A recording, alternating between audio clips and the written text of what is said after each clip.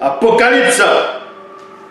Apocalypse chapitre 20 au verset 1 à 3 dans la Bible, dans la version authentique originelle, il est dit: puis je vis descendre du grand ordre des choses l'entité des châtiments en charge du domaine de la nature, ayant sur la main la clé mystérieuse de l'abîme et une grande chaîne également mystérieuse, laquelle saisit le grand serpent dragon, laquelle saisit le grand serpent dragon ancien, qui est Satan, le maudit Mabobé, le mauvais esprit, sous cette apparence, lui, et ses names Loloma Mungulade, c'est-à-dire anges déchus, ainsi que les démons et démons de toute race.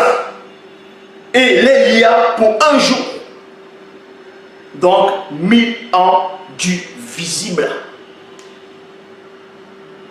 Et les jeta dans l'abîme, fermant et scella à l'entrée au-dessus d'eux, afin qu'ils ne séduisent plus ceux du visible, jusqu'à ce que les 1000 ans fussent accomplis. Après cela, il faut qu'ils soient déliés pour un temps. Pour un peu de temps. Vous voyez, il y a point. Donc, vous voyez ici, l'ange de l'abîme d'Apocalypse 9, Apocalypse 20. C'est l'ange de la mort. C'est l'exterminateur. Quand il y avait des grandes catastrophes au temps de l'époque, la dérive des continents, c'est cet ange-là qui était là. Dans plusieurs catastrophes, cet ange-là était là. Est-ce que vous comprenez?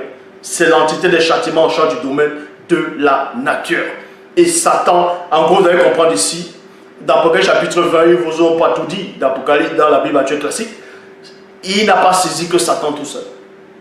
Il a saisi Satan, les autres anges déchus, tous les restes des anges déchus et tous les démons de toute race. Vous allez me dire, mais sa main est comment là? Est-ce qu'il va faire comme ça, Satan et tous ceux qui entrent là-dedans? Il va à une vitesse qu'on ne pouvait pas soupçonner. Ils sont tous enchaînés. Et bah, les anges, les enfermés. Là-bas, c'est encore glorifié.